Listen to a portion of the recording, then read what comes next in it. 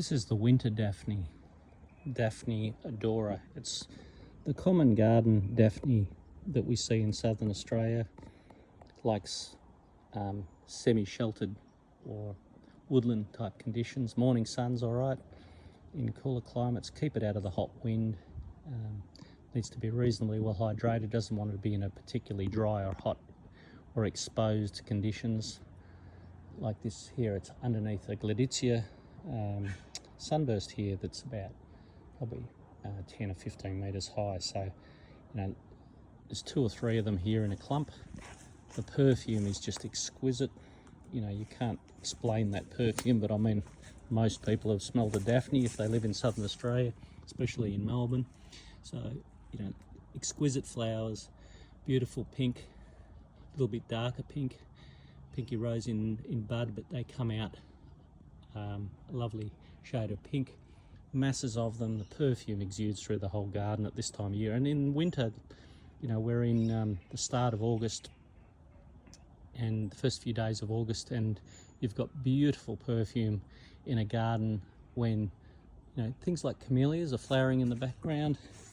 But overall, there's a lot of things not in flower at this time of year, so Daphne makes a great accent in any garden landscape. So I recommend them strongly. Sometimes they get a bit of a bad rap. They can be, if you've got very hot, dry or difficult conditions, they can be a bit difficult. But if you create a nice sheltered dell for them, they will grow pretty well. I always recommend putting dolomite on lime on Daphne, any of the Daphne family. I find Thymelaeaceae, I find they really enjoyed having some dolomite on them. It's very gentle. You can't really overdo the dolomite with Daphnes, and you'll certainly get a much healthier plant because of the effect of the dolomite.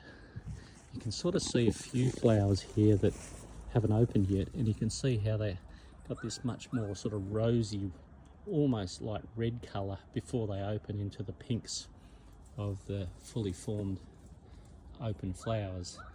So it goes through different, like all flowers, they go through stages of development from the beginning until they're fully open.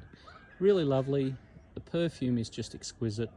They're always bushy shrubs. These ones here would be 1.5 meters in the middle of the patch of 2 or 3 plants, and they sort of grow like a dome. So you can see they come all the way down to the ground on the margins and then form a dome up to about anything up to about 1.5 meters. I have seen bigger ones in the Dandenong ranges here where they really like our conditions here, which are pretty kind, and we've got a high rainfall.